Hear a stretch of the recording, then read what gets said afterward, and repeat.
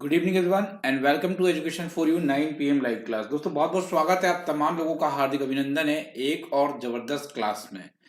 आज कोशिश करेंगे 50 प्रश्नों को पढ़ने की। स्वास्थ्य ठीक रहा तो बिल्कुल 50 प्रश्नों तक जाएंगे। तो गाइज अभी स्टार्ट करेंगे सबसे पहले इस सेशन को, और मैं बता दूं ये सेशन अगर आप सीटेट के लिए देख रहे हैं तो डेफिनेटली सीटेट के लिए बनाया गया है, पर अगर इस सेशन को आप एमपीटेट पर्पज से भी देख रहे हैं तो भी ये बहुत यूजफुल है, यूपीटेट पर्पज से देख रहे हैं तो भी बहुत यूजफुल है। दोस्तों आज पेपर में आपने देखा कि कल शाम 6 बजे हमने जो क्वेश्चन डिस्कस किए थे सारे वही क्वेश्चन मैक्सिमम से मैक्सिमम देखने को मिले, तो that's a very good thing. But हम चलते हैं आज के पहले क्वेश्चन की तरफ।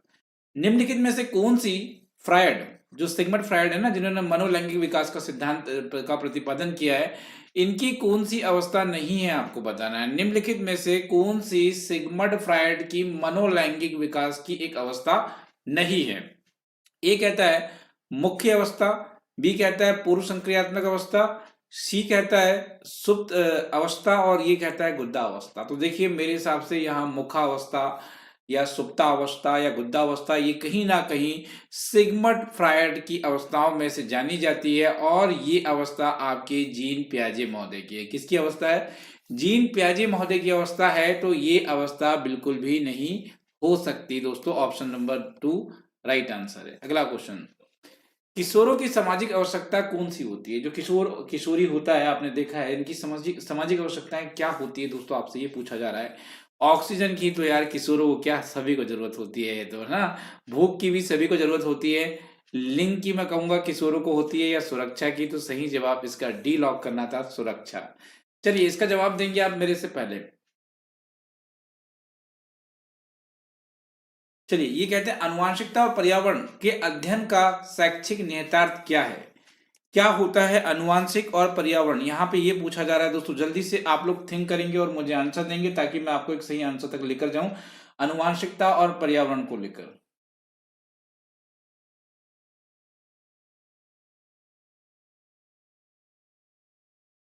चलिए वेरी गुड। अगर आप लोगों ने यहाँ पे इसे सॉल्व कर लिया है तो वेरी नाइस गाइस। देखिए क्या होता है अनुवांशिकता और पर्यावरण।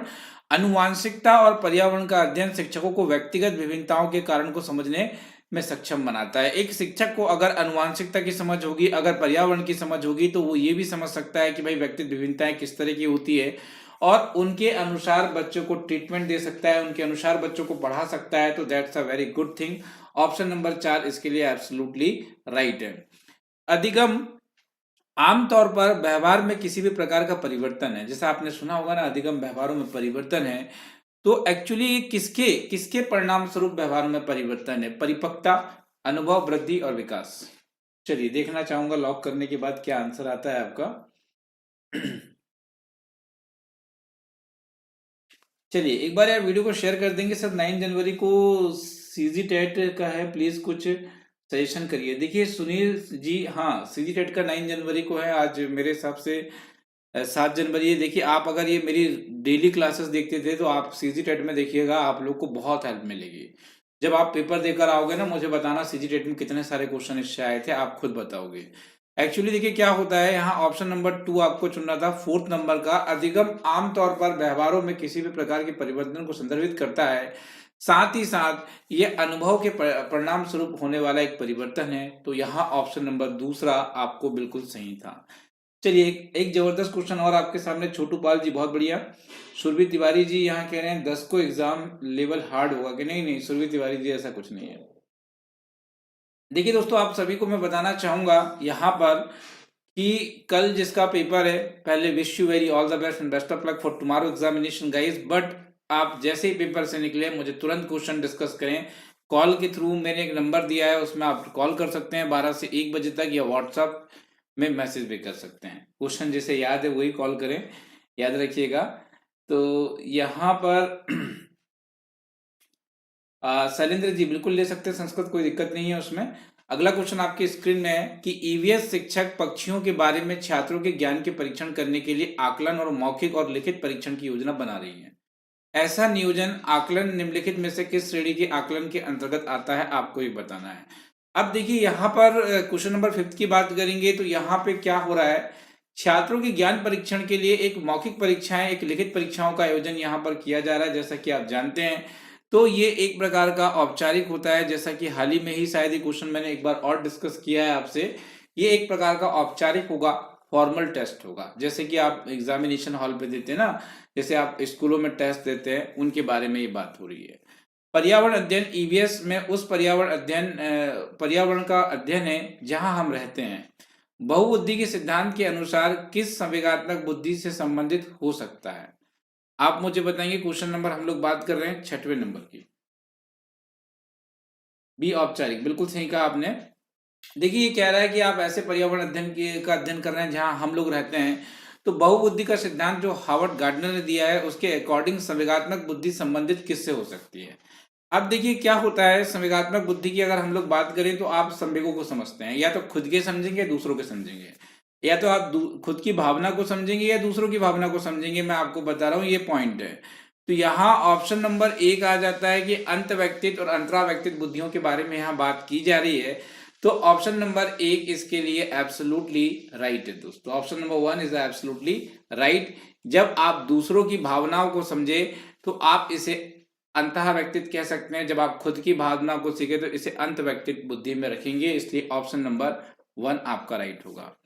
क्वेश्चन नंबर 7 कहता है कि पियाजे की संज्ञानात्मक विकास के सिद्धांत में मूर्त संक्रियात्मक अवस्था निम्न योग्यता द्वारा लक्षित नहीं होती है। मतलब ये कह रहा है कि मूर्त संक्रियात्मक अवस्था में इनमें से कौन सी योग्यता उस बच्चे के अंतर्गत नहीं होती है दोस्तों।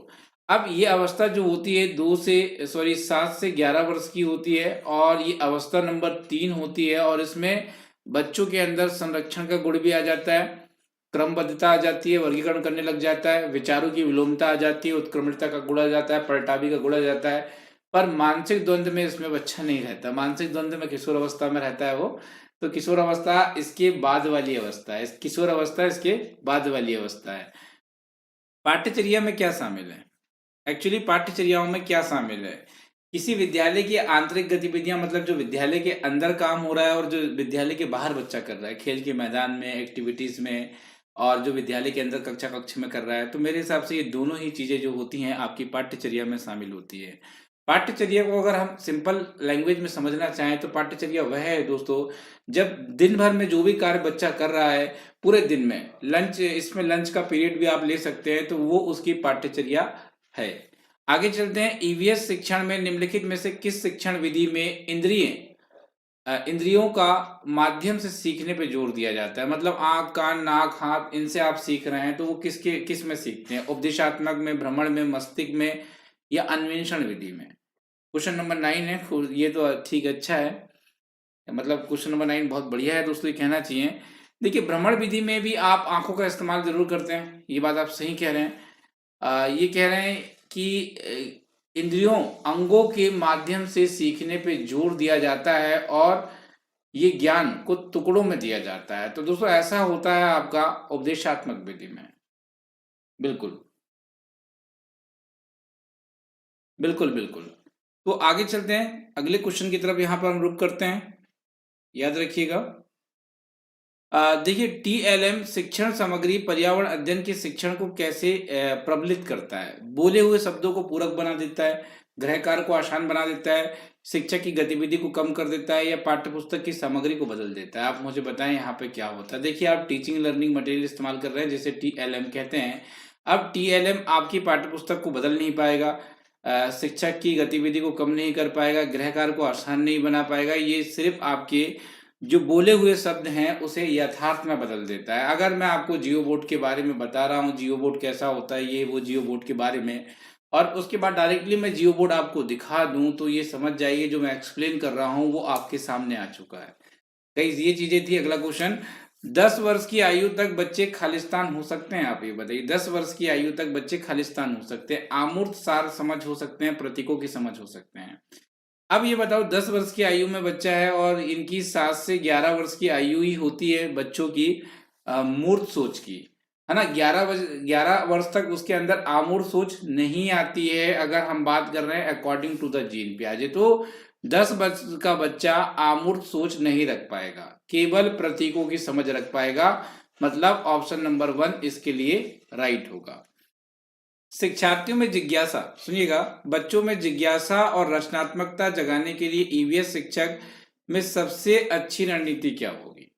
किस तरीके से आप बच्चों में क्रिएटिविटी, किस तरह में बच्चों में आप एक क्यूरियोसिटी जागृत करेंगे, आप मुझे बताएं। किस तरह से आप क्रिएटिविटी, किस तरह से क्यूरियोसिटी आप लोग जागृत करेंगे? अगर आप लोग यहाँ पर बात कर रहे हैं दोस्तों, तो किस तरीके से आप लोग करेंगे, तो यहाँ पर आप क्वेश्चन नंबर 12 की बात करेंगे तो 12 का जवाब जो होगा, देखिए क्यों और कैसे जांच और कल्पना प्रश्न पूछेंगे। अपने ज्ञान को निर्माण करने के लिए बहुत सारे अवसर प्रदान करेंगे। लिखित कार्य में लगातार परीक्षण और अभ्यास करेंगे। ईवीएस की अवधारणा को उनके वास्तविक जीवन के अनुभव से जोड़ेंगे। अब देखिए ये क्वेश्चन इतना ज्यादा पॉजिटिव है ना कि इसमें ना टैग वर्ड भी नहीं काम कर रहे हैं। आपको पता है परिता सानी जी, इसमें ना टैग वर्ड भी काम नहीं कर रहे हैं। कैसे? चलो जानते हैं कैसे। तो देखिए इसमें आपको बता रहा हूँ, देखिए इसमें ना जिज्ञासा जगाना है, इसमें रचनात्मकता जगाना है। तो अगर आप जीवन को वास्तविक जीवन से जोड़ देंगे तो शायद जिज्ञासा आ जाए, पर मैं मानता हूं कि रचनात्मकता इसमें नहीं आएगी। रचनात्मकता इसमें नहीं आ पाएगी, अभ्यास के द्वारा होगा नहीं। आप ज्ञान के निर्माण की बात कर रहे हैं जो बहुत अच्छी बात है, पर यहाँ ज्ञान का निर्माण करने से जिज्ञासा नहीं जागती है। इसलिए क्यों और कैसे जांच वाले, जिसमें इमेजिनेशन करना पड़े, ज्यादा सोचना पड़े, ऐसे प्रश्न आपको पूछने होंगे। अगर ऐसे प्रश्न आप पूछ रहे हैं तो डेफिनेटली आप बच्चों को क्रिएटिव बना रहे हैं और उनके अंदर एक क्यूरियोसिटी भी आप लेकर आ रहे हैं। तो देखिए कई बार ऐसी सिचुएशन आ जाती है कि आपके पॉजिटिव और नेगेटिव के ना पर्क अच्छे उड़ जाते हैं। तो ये एक सिचुएशन हर बार आएगी, कभी ना कभी ऐसी सिचुएशन आती रहती है, तो उसके लिए भी आपको तैयार रहना चाहिए। अगला क्वेश्चन आपके सामने अटेम्प्ट करेंगे ऐसे नीतू सिंह जी आप भी। निम्नलिखित में से कौन सा विकल्प जीन पियाजे के द्वारा मूर्त संक्रियात्मक अवस्था की विशेषता को दर्शा रहा है? चलिए लॉक करेंगे क्वेश्चन नंबर 3। ये यार बहुत आसान क्वेश्चन है, मेरे हिसाब से उम्मीद है कि आप तमाम लोग इसको ताबड़तोड़ तरीके से करेंगे। ठीक है, बहुत ताबड़तोड़ तरीके से करेंगे। याद रखिए खुशबू, खुशबू जी बहुत बढ़िया। गाइस देखिए ये जो नीचे की एक मेरे पट्टी चल रही है, आप देख पा रहे हैं लाइव क्लास के लिए, और हमारा जो एजुकेशन फॉर यू का लोगो घूम रहा है, ये आपको किसी प्रकार की दिक्कत तो नहीं कर रहा है? आप थोड़ा सा मुझे कंफर्म करेंगे। ये भी जो नीचे का मेरे सेटअप चल रहा है, एक लोगो घूम रहा है और एक पट्टी सी चल रही है, ये किसी प्रकार का आपको डिस्टर्बेंस जनरेट तो नहीं कर रहा है? आप बताएंगे मुझे। क्वेश्चन नंबर 13 आपके सामने है, 13 का सही जवाब दूसरा था। देखते हैं कैसे। देखिए वस्तु स्थायित्व का गुण ना यहाँ जन्म से 2 वर्ष तक आता है। कब तक आता है? जन्म से 2 वर्ष तक आता है। साथ ही साथ परिवेश में संकेतक रूप से दर्शाना आरंभ कर देता है। पूर्व संक्रियात्मक में तार्किक विचार प्ररूपी बनाने में सक्षम हो जाता है वो आमूर्त संक्रियात्मक अवस्था में। और संरक्षण की समझ जो आती है ना, वो उसको आती है मूर्त संक्रियात्मक अवस्था में। तो ये संरक्षण के ऊपर भैया एक ना एक क्वेश्चन बन जा रहा है, इसलिए मैं कहूंगा कि इसके लिए तैयार रहें आप लोग। ठीक है, इसके लिए तैयार रहें। तो यहाँ पर अगर हम लोग बात कर रहे हैं, ठीक है, ऑक्चे वाइगॉस्की ने जेपीडी शब्द का प्रयोग किया है, जिसे कहते हैं जोन ऑफ प्रॉक्सिमल डेवलपमेंट, जो समीपस्थ विकास के क्षेत्र के लिए क्या दर्शाता है? चलो क्वेश्चन नंबर 14 है। ये समझ के चलो कि ये क्वेश्चन आपकी परीक्षा में आ चुका है और आप परीक्षा हॉल में हैं, और ये क्वेश्चन हमें किसी भी कंडीशन में सॉल्व करना है। ये मानकर चलिए, किसी भी कंडीशन में आपको सॉल्व करना ही करना है, ये मानकर आपको चलना है दोस्तों। तो मेरा जो 8 जनवरी को है, और कोई न्यू टिप्स दीजिए। देखिए परवीन गुप्ता जी, शॉर्टकट में कभी नहीं अपनाता एग्जाम को क्रैक करने के लिए। अगर आपने मेरे टैग वर्ड्स देखे हुए हैं परवीन जी, आपने क्लासेस देखी हुई है, तो डरने की आपको बिल्कुल भी जरूरत नहीं है।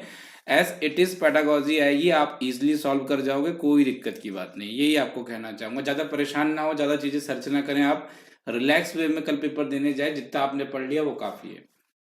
एक शिक्षार्थी बिना सहायता के और सहायता के साथ कर सकता है, इसका एक बीच का अंतर आपको जीपीडी को डिनोट करता है, जोन ऑफ प्रॉक्सिमल डेवलपमेंट को डिनोट करता है। ये याद रखें दोस्तों। क्या होता है लास्ट टाइम में ना, कभी भी आप बहुत ज्यादा पढ़ने की कोशिश ना करें, बहुत ज्यादा प्रयास ना करें कि मैं ये भी ढूंढ लूँ, वो भी ढूंढ लूँ, ये भी कर लूँ, वो भी कर लूँ। इससे क्या होता है?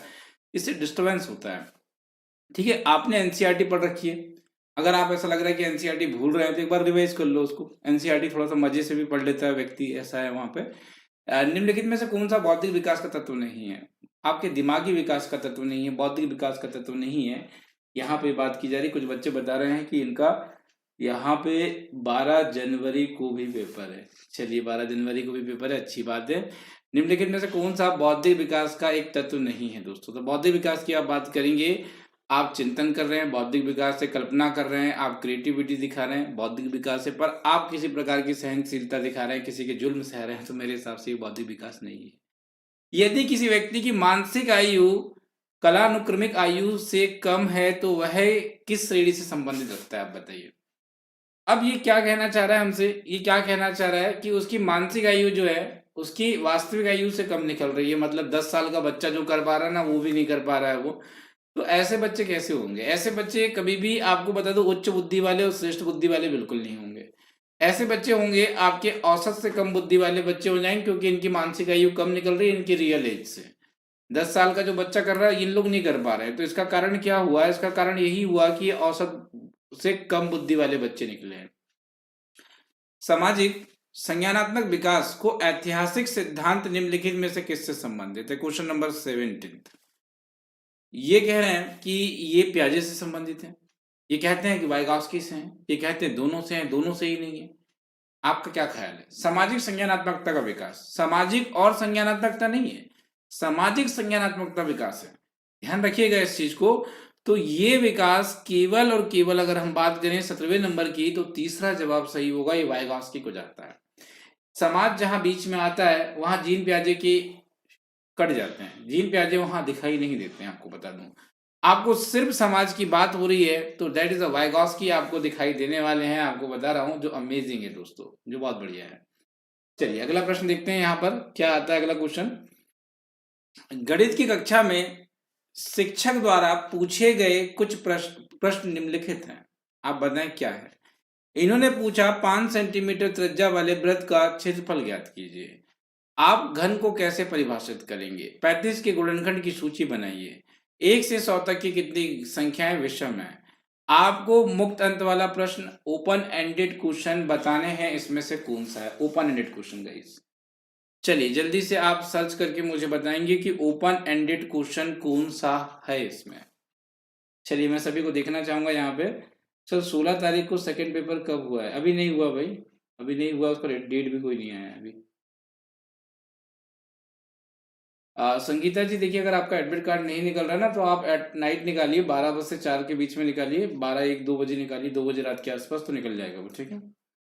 जब सब सो जाए ना तो आप जाग जाइए, तब आपका एडमिट कार्ड निकलेगा। तो देखिए इसका सही जवाब ओनली 2 था दोस्तों, मतलब तीसरा विकल्प जाएगा। आप घन को कैसे परिभाषित करेंगे, यही एक ओपन एंडेड है, बाकी ये भी क्लोज है, ये भी क्लोज है, ये भी क्लोज है। क्लोज क्या होते हैं? जिसका एक सटीक आंसर होता है, और जिसका एक सटीक आंसर नहीं होता, जिसके कई आंसर होते हैं, वो ओपन एंडेड में होते हैं। तो आप घन को कैसे परिभाषित करेंगे, इसके कई आंसर हो सकते हैं, बाकी सारे प्रश्नों का एक ही आंसर होगा, आपको बता दूं।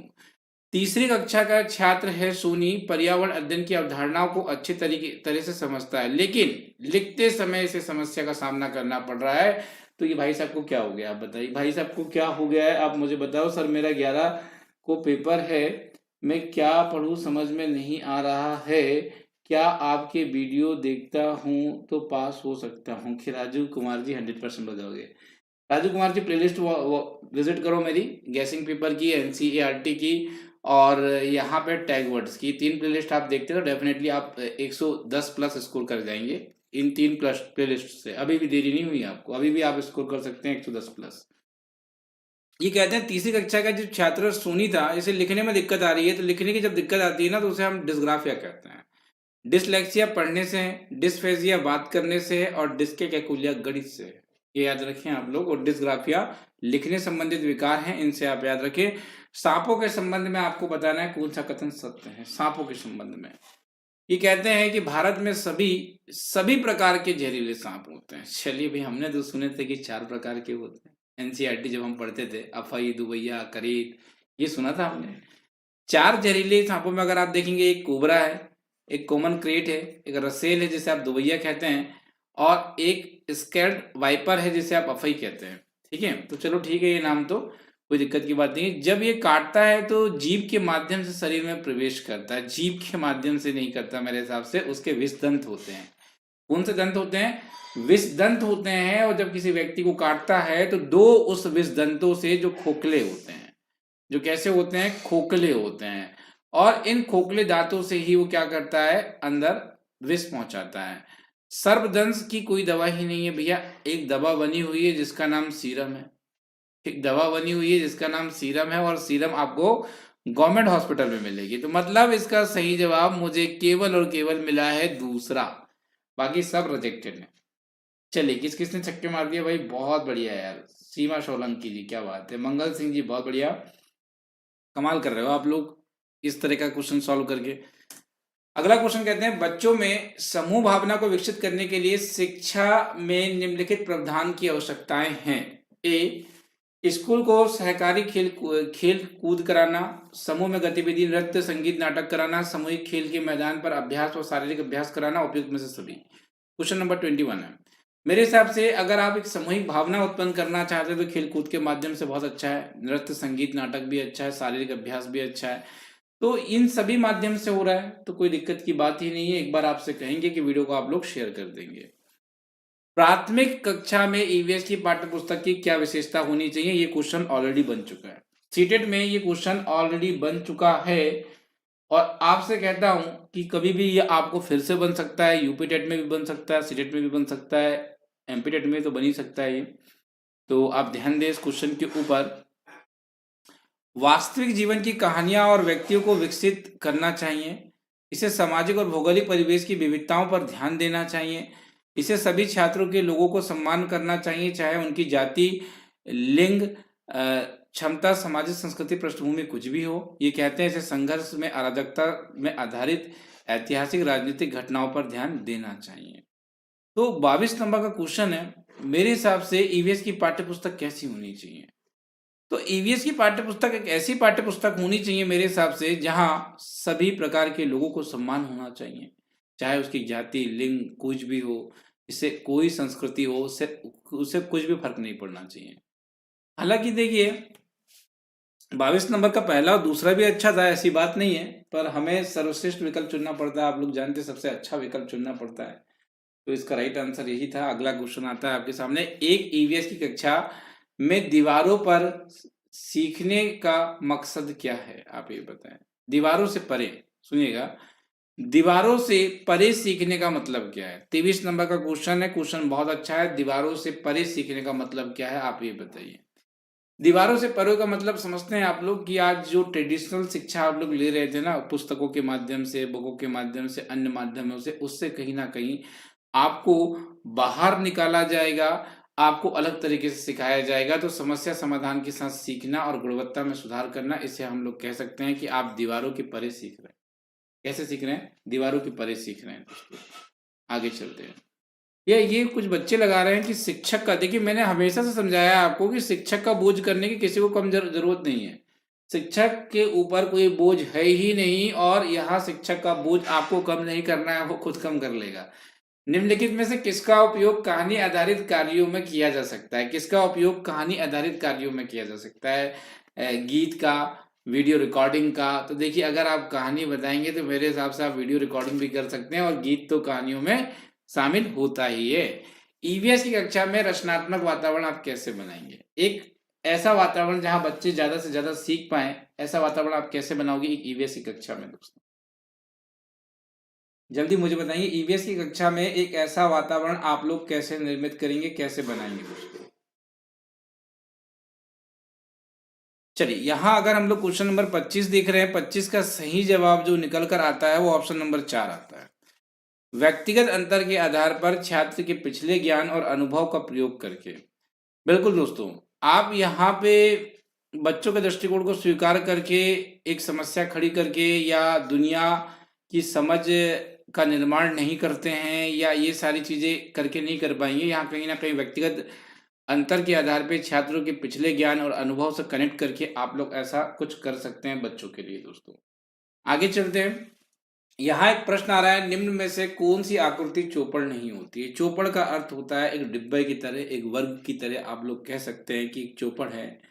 तो आपकी चौपड़ की आकृतियां इस तरह की भी ज्यादातर होती है, तो यहाँ मेरे हिसाब से ये तीनों हो जाएगी, पर गोल कभी भी चौपड़ नहीं होता है, चौपड़ कभी भी गोल नहीं होता है। दोस्तों किसी भी फसल को उगाने का सही क्रम आप बता दीजिए। जब आप फसलों को उगाते हैं तो किस क्रम पे आप फसलों को उगा रहे हैं, जल्दी से आप लॉक करेंगे। और लगातार आपसे चाहूंगा कि वीडियो को एक बार शेयर कर देंगे, आपसे चाहूंगा कि वीडियो को आप लोग एक बार शेयर कर देंगे। दोस्तों वीडियो क्या करेंगे, एक बार आप लोग शेयर कर देंगे दोस्तों।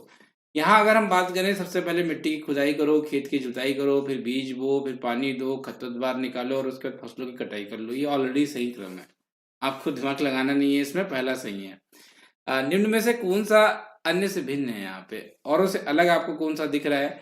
सेब है, केला है, अंगूर है और दालचीनी है। मेरे हिसाब से यहाँ सेब, केला, अंगूर जो है एक फ्रूट्स है, पर दालचीनी यहाँ पे एक फ्रूट्स नहीं है, तो ये औरों से अलग है, निकाल दीजिए इसे।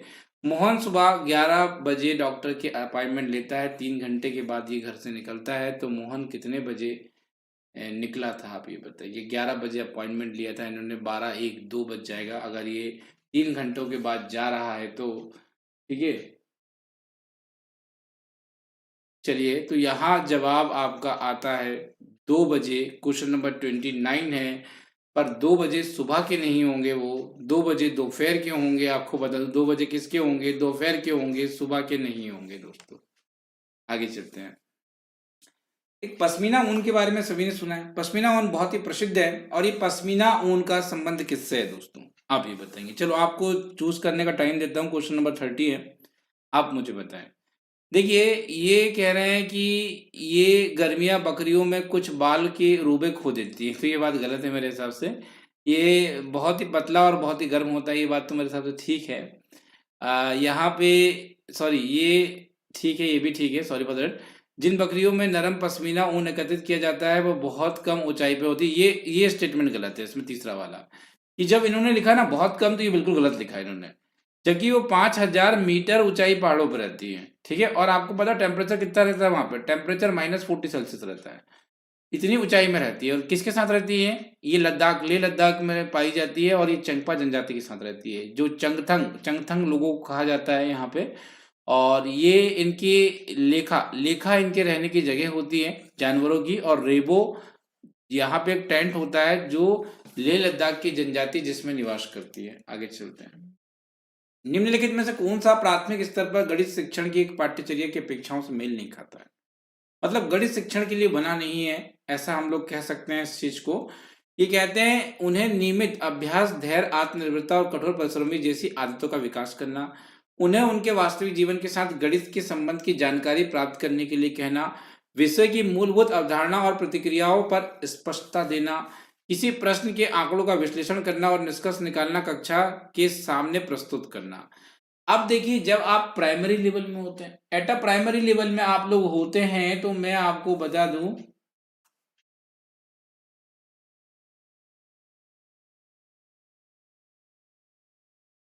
सर आज मुझे बताएं कि बकरी से नहीं मिलता है पश्मीना शॉल, बाकी भीड़ से मिलता है, इस बात में गौर करके बताएं।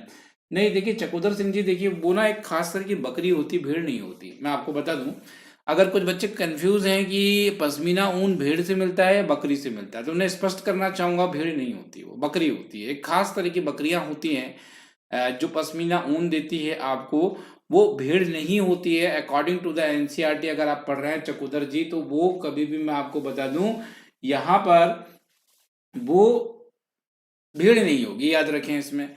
अब देखिए, किसी प्रश्न का आप आंकड़ों का विश्लेषण करा रहे हैं, निष्कर्ष निकाल रहे हैं, तो एट अ प्राइमरी लेवल में ऑब्जेक्टिव नहीं होते हैं।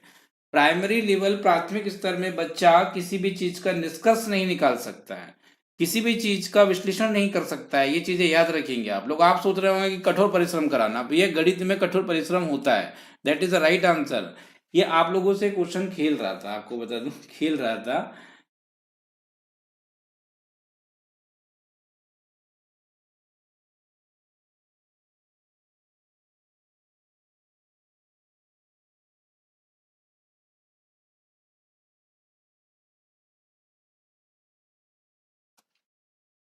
देखिए, क्वेश्चन नंबर 32 है आपके पास, यहाँ पर आप लोग देखें।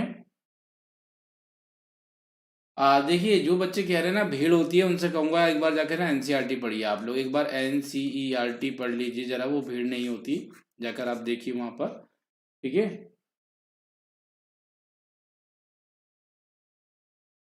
नहीं नहीं मंगल सिंह जी, आप एक बार चेक करेंगे इस चीज को एनसीईआरटी वाली क्लास में भी जाकर। ठीक है, आगे चलते हैं। देखिए एनसीईआरटी का क्वेश्चन भी आया हुआ है, पश्मीना किस बकरी से ही प्राप्त होता है, ये आपने देखा भी होगा आई थिंक एनसीईआरटी के क्वेश्चंस में भी और अन्य चीज़ों में भी आपने देखा होगा। झूम खेती तो आपको मेघालय राज्य में देखने को मिलती है, मिजोरम राज्य में देखने को मिलती है। एक प्रकार की ट्रेडिशनल खेती है, आप जानते हैं झूम खेती के विषय में तो सभी चीज़ें। और यहाँ पर अच्छा इसका आंसर आप लोग दे रहे हैं, आदिवासी लोग जो कौन सी खेती करते हैं इसका आंसर आप लोग दे रहे हैं, तो ये झूम खेती है। झूम खेती के विषय में थोड़ी चीज़ें बताना चाहूँगा, ये कहाँ पर होती है झूम कृषि आपके मेघालय में होती है। कहाँ होती है? मेघालय में होती है। मिजोरम में भी होती है, नागालैंड में भी होती है, मुख्यतः मेघालय में होती है।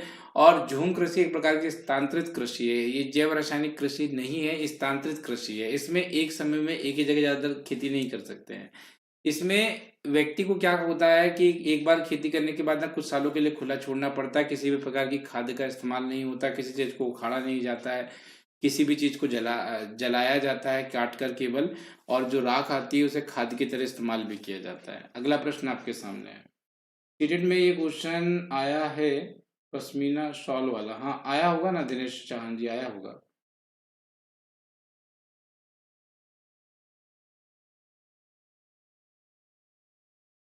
गणित शिक्षण का निम्न में से कौन सा पहलू प्राथमिक स्तर पर एनसीएफ 2005 द्वारा समर्पित नहीं है, आप ये बताइए दोस्तों। चलिए,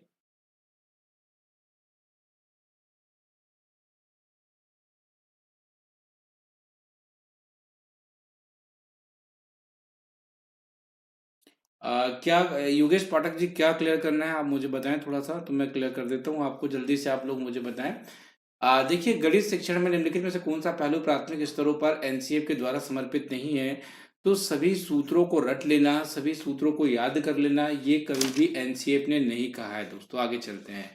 एक बच्चा है, एक बच्चा है, ये एक वर्ग और एक आयत के बीच में उनके गुणों के आधार पर अंतर करने लगा है, तो वैन हीले के चरणों के अनुसार वह बच्चा किस स्तर में, आप ये बताएंगे। यहाँ एक्चुअली क्या कर रहा है बच्चा, एक आयत के बीच में उनके गुणों के आधार पर वह अंतर करने लगा है। तो देखिए गुणों के आधार पर करने लगा है, तो ऐसे कंडीशन में ना वो विश्लेषण स्तर में पहुंच जाता है, ये चीजें आप याद रखें। आगे चलते हैं। एक छात्र को पता चलता है कि फिल्म रोटी कपड़ा मकान का एक पोस्टर है, और फिर वह अगले दिन अपने स्कूल में जाता है और शिक्षक को यह फिल्म का शीर्षक के बारे में बताता है।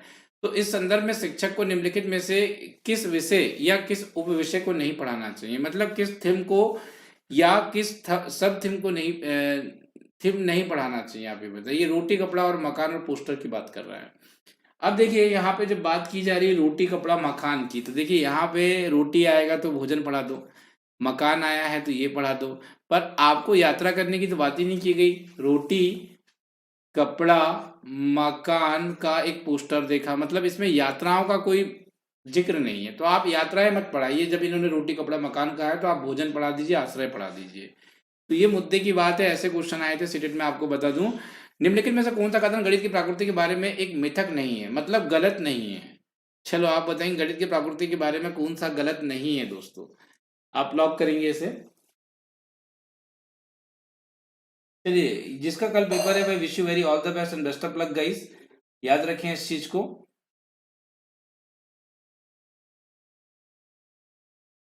धर्मेंद्र कुमार जी क्या बताना है, याद रखें।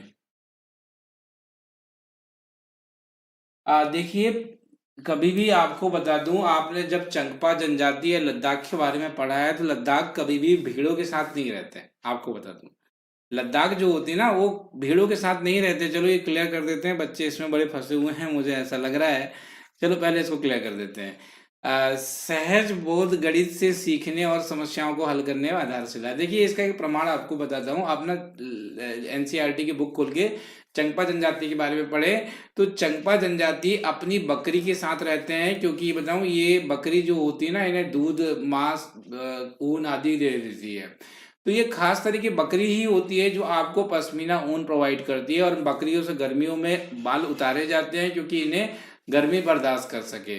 तो वो या तो याक के बाल इस्तेमाल करते हैं या तो बकरियों के बाल इस्तेमाल करते हैं, इसमें भेड़ का कोई रोल नहीं है, इनके पास भेड़ नहीं होती, आपको बता दूं, है ना। भीड़ एक अलग कॉन्सेप्ट में होती है। तो ये लेह लद्दाख के जो 5000 मीटर ऊंचाइयों में बकरी ही रहती है, भीड़ नहीं रहती है, मैं आपको बार बार बता रहा हूँ। फिर भी अगर आपको कोई शंका इसके विषय में है, तो मेरा प्रीवियस सेशन देख लें आप एनसीईआरटी का, या आप एनसीईआरटी की 5th क्लास की बुक डाउनलोड करके भी देख सकते हैं, पर उसमें थोड़ा संघर्ष आपको करना पड़ेगा। चलिए, तो आपको एक ऑथेंटिक आंसर बताया गया है, आपके डाउट को क्लियर किया गया है। फिर भी अगर आप कोई भी डाउट में हैं तो इसे भी आप क्लियर करें, बाकी मेरे हिसाब से बिल्कुल ऑथेंटिक आंसर आपको बताया गया है। इनमें से नरभक्षी पादप निम्नलिखित में से कौन सा सही नहीं है? निफेथियंस एक नरभक्षी पादप है।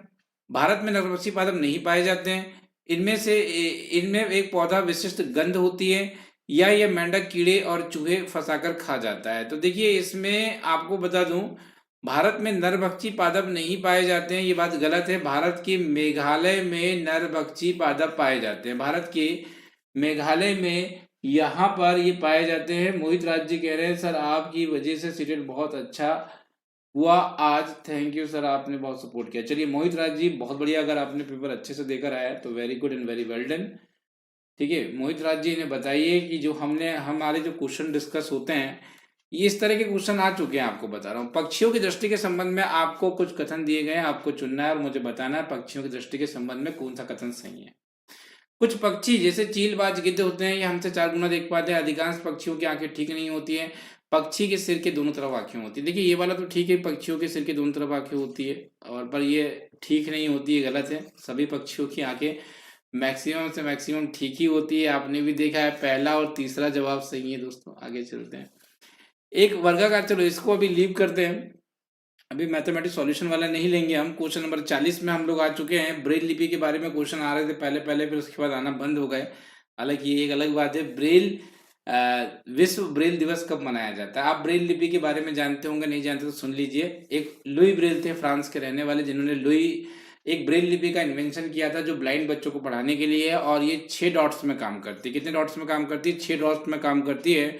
और प्रतिवर्ष 4 जनवरी के दिन जो होता है ब्रेल दिवस सेलिब्रेट किया जाता है। आपको बता दें, प्रयोग सहायक होते हैं अमूर्त अवधारणा को निर्माण करने में, अन्वेषण करने में, या विश्लेषणात्मक कौशल को लाने में। क्या ख्याल है आपका, किसमें सहायक होते हैं? जो आपके प्रयोग होते हैं। तो प्रयोग जो होते हैं दोस्तों, मैं कहूंगा कि ये अमूर्त अवधारणा का निर्माण भी कर सकते हैं। अगर आप देखें तो आप अन्वेषण कर सकते हैं, ये विश्लेषण कर सकते हैं। सबसे ज्यादा इसमें आप अन्वेषण कर सकते हैं, विश्लेषण कर सकते हैं। अमूर्त अवधारणाओं का निर्माण प्रयोग में नहीं कर सकते। एक्सपेरिमेंट डायरेक्ट होता है, आप अपने हाथों से करते हो तो वो चीजें आपके सामने मूर्त होती है, वो चीजें अमूर्त नहीं हो सकती है। अगर अमूर्त हो गई तो आप एक्सपेरिमेंट नहीं कर पाओगे, आपको बता दूं। अगला क्वेश्चन 42 नंबर का आ जाता है आपके सामने दोस्तों, और 42 नंबर का जो क्वेश्चन है, चलिए, भारतीय रेल टिकट के संबंध में निम्नलिखित में से कौन सा कथन सत्य है? दोस्तों एक मिनट रुकिए।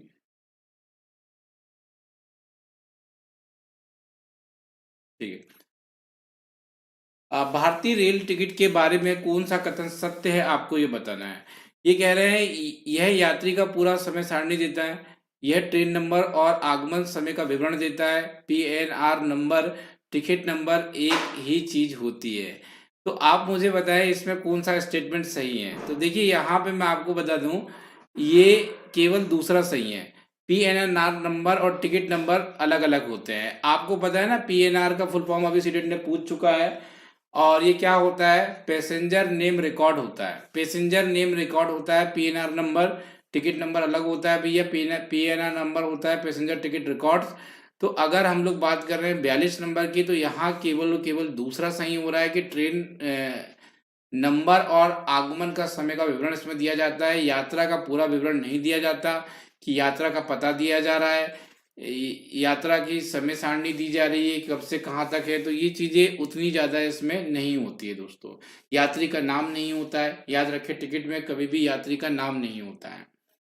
चलिए एक आधी क्वेश्चन और लेंगे हम लोग। यहाँ विकल्प को चुनिए। भाषा हमारे परिवेश में बिखरी मिलती है, कथन लागू नहीं होता है दोस्तों। चलिए, किसी के यहाँ आज टावर नहीं है, मेरे को ये कह रहा है कि किसी के यहाँ आज टावर नहीं है। क्वेश्चन नंबर 43 था, और 43 का राइट आंसर होगा भाषा की प्रयोगशालाओं में। साइन बोर्ड मतलब जो रोडों में आपने बोर्ड लगे हुए देखे होंगे, वहां तो भाषा बिखरी रहती है। विज्ञापन में और अखबार में तो भर भर के बिखरती है ये, पर प्रयोगशाला में नहीं बिखरती है। क्वेश्चन नंबर 44, पहली कक्षा में बच्चों के साथ कविता गायन करने के बाद आप क्या करोगे? पहले कविता गायन कर लिया आपने, उसके बाद क्या करेंगे? आप बच्चों को कहेंगे कि सुनी हुई कविताओं को सुनाइए, कहते बच्चों को कविता आधारित प्रश्न पूछने लग जाएँगे। बच्चों को कविता में 5 शब्द बताने के लिए कहेंगे, या बच्चों से कहेंगे कि अपनी भाषा में अपनी मनपसंद कविताएँ सुनाएँ। तो मेरे हिसाब से आपको कहना चाहिए कि अपनी भाषा में आप एक मनपसंद कविताएँ सुना दें। ठीक है? ये बेहतर है। भाषा की कक्षा में कहानी सुनाने का मूल उद्देश्य क्या होता है? क्यों भाषा की कक्षा में आप कहानी सुनाते हैं दोस्तों? मैंने आपको अक्सर बताया है कि कोई भी गतिविधि आप अनुशासन में रखने के लिए बच्चों को नहीं करेंगे, केवल मनोरंजन के लिए नहीं करेंगे, दोहराने के लिए नहीं करेंगे। आप बच्चों को कहानियाँ जो होती है एक्चुअली क्रिएटिव बनाती है, बच्चों को सोचने में मजबूर करती है, इसलिए आप कहानियाँ उन्हें सुनाते हैं। लेखन कौशल आरंभ होता है। अगर एट अ प्राइमरी लेवल में आप बात कर रहे हैं तो लेखन कौशल एक प्रकार का चित्र बनाना होता है, आप जानते हैं। बच्चा अगर एक चित्र भी बनाता है तो वो लिखने के बराबर होता है। आपने देखा है डॉट डॉट डॉट डॉट दिया हुआ है, ऐसे डॉट दिए, बच्चे ने ऐसा किया और ये ए फोर आशीष बना दिया उन्होंने, तो ये एक प्रकार का लिखना हो गया। निम्नलिखित में से कौन सा प्रश्न बच्चों की भाषा क्षमता के विकास में सर्वाधिक सहायक है? जल्दी बताइए, कौन सा प्रश्न बच्चों की भाषा विकास में सबसे ज्यादा सहायक है, या जिसमें सबसे ज्यादा भाषा इस्तेमाल हो रही है, वही सबसे ज्यादा भाषा विकास में सहायक है। सबसे ज्यादा भाषा किसमें इस्तेमाल हो रही है? तितली काली के पास कब गई थी, क्यों गई थी, इसमें सबसे ज्यादा भाषा इस्तेमाल हो रही है। 48 नंबर का प्रश्न, सतत समग्र मूल्यांकन का उद्देश्य क्या नहीं है? सतत और समग्र मूल्यांकन का उद्देश्य क्या नहीं है? बच्चे के सीखने का सुधार करना, इनमें क्षमताओं की कमियों को पहचानना, आवश्यकता अनुसार सीखने सीखने की प्रक्रिया में बदलाव लेकर आना। मेरे हिसाब से यहाँ पे सभी के सभी उद्देश्य हैं, तो मैं क्या चुनूं? कोई भी नहीं चुनना पड़ेगा मुझे। अगला क्वेश्चन, ज्ञान प्रदान करने का सबसे सरल माध्यम क्या होता है? ज्ञान प्रदान करने का सबसे सरल माध्यम क्या होता है? कैसे आप किसी चीज को बहुत इफेक्टिव तरीके से समझा सकते हैं? अगर आपको मैं यहाँ पे बाघ के बारे में समझाऊं और बाघ का एक वीडियो दिखा दूं तो आप बड़े अच्छे से समझ जाएंगे। तो जब वो चीजें मूर्त होती है तब उसे समझाना बहुत आसान होता है। सही कथन चुनिए। चलिए, ये आ गया है, सही कथन चुनिए। अब देखिए, ये चंपा जनजाति वाले जो बच्चे डाउट कर रहे थे उनका क्लियरिफिकेशन यहीं पे मौजूद है। उन्होंने पता नहीं कहाँ से पढ़ के आ गया, भीड़ भीड़ भीड़ कर रहे हैं, भीड़ नहीं है भैया वो। ये देखिए, चंपा घुमंतु जनजाति के होते हैं, हिमालय की तलछटी में रहते हैं, तलहटी में रहते हैं। चंपा जनजाति के लिए बकरी एक बहुत महत्वपूर्ण जानवर होती है। ये बकरी को नुकसान नहीं पहुंचाते हैं, तो आपसे पूछा जा रहा है यहाँ पर राइट आंसर क्या है दोस्तों? देखिए, ये बात तो तय है कि चंपा जनजाति के लिए बकरी बहुत इंपॉर्टेंट होती है। ये हिमालय में रहते हैं, ये घुमंतु लोग भी हैं, पर ये कह रहे हैं कि बकरी को नुकसान नहीं पहुंचाते, तो ये बात गलत कह रहे हैं। बकरी से दूध, मांस, अंडा सभी खाते हैं, बकरी को काट के भी खा लेते हैं, तो ये नुकसान तो पहुंचा ही रहे हैं उसे। तो यहाँ पहला और दूसरा सही होगा। और मेरे हिसाब से अब इनका डाउट क्लियर हो गया होगा कि भैया कम से कम अभी इन्हें पता चला होगा कि वो एक बकरी है। कहाँ से पढ़ लिया था आप लोगों ने भेड़? मैंने तो हमेशा से आपको बकरी ही पढ़ाया है, पर आप लोग पता नहीं कहाँ से भेड़ पढ़ के आ गए थे, तो गलत हो जाएगा दोस्तों। वो भेड़ वाला जो आंसर है, भेड़ नहीं बकरी है वो, उन्हें बकरी है। ठीक है, तो आई होप आपको क्लियर हुआ है चीज़ें, बकरी और भेड़ के बीच में जो आपका एक असमंजस एक स्थिति में आप लोग चल रहे थे, वो आपको क्लियर हुआ होगा। इसका स्थानीय मान का अंतर बोल रहा है ये, तो इसमें 6 का स्थानीय मान अगर हम देखेंगे तो लगभग 600 में, इसका देखूंगा तो मैं लगभग 6000 में मुझे दिखाई दे रहा है, इसका देखूंगा तो 6 में मुझे दिखाई दे रहा है। तो ये आंसर आ रहा है, अपने आप आंसर निकल जाते हैं यार भैया ये। हालांकि इसने योग बोला था, मैंने मुंह से अंतर निकल गया, पर वो योग है तो मैंने योग ही कर दिया है, यहाँ पे कोई दिक्कत की बात नहीं है। एग नहीं देती हैं बकरियाँ। हाँ, जोया गोयल जी अंडे नहीं देती है बकरियाँ, ये तो सभी को पता है। मुर्गी अंडे देती है, बकरियाँ नहीं देती है। ठीक है, तो बकरियाँ अंडे देने की बात किसने कही? सर, ये लोग कौन सी भाषा बोलते हैं, प्लीज बताइए। चंखाट भाषा बोलते हैं ममता जी, चंखाट भाषा बोली जाती है। कुछ लोग वो समझते हैं कि चंगथंग भाषा बोली जाती है, पर चंगथंग भाषा नहीं बोली जाती। इन लोग चंगथंग किसी इलाके को कहते हैं जहाँ बहुत कम लोग रहते हैं, है ना, उसे इन लोग चंगथंग कहते हैं। इसलिए चंपा जनजाति को कई बार चंगथंग कहा गया है, क्योंकि वो कम लोगों का एक समूह होता है। तो लेह लद्दाख के लोग ही एक्चुअली चंखट भाषा बोलते हैं, चंखट चंखट भाषा बोलते हैं, और उसी को उस भाषा में चंगथंग कहा जाता है। और चंगथंग का मतलब ये होता है जहाँ बहुत कम लोग रहते हैं। तो याद रखिएगा इन चीज़ों को भी।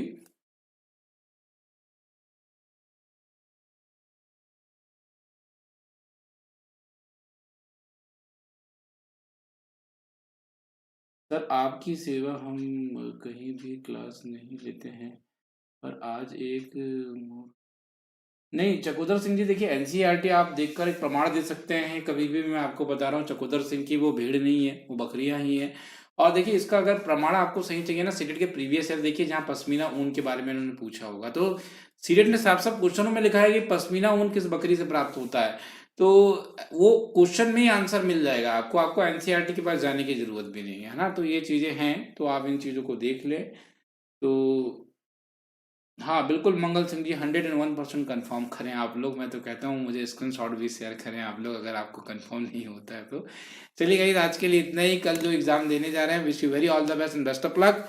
कल ज़रूर फ़ोन लगाइएगा आप लोग 6264424232 पे, और वहाँ पे आप लोग 12 से 1 बजे तक ही कॉल रिसीव होते हैं आपके, तो अभी तक कर सकते हैं। अदरवाइज़ आप वही बच्चा कॉल करें जो एक्चुअली पेपर देकर आया और पेपर बताना चाहता हूँ, जिसे क्वेश्चन याद नहीं, तो बाकी के लोग व्हाट्सअप कर सकते हैं। तो बहुत बहुत धन्यवाद, thank you so much everyone, good night, शुभ रात्रि एंड टेक केयर।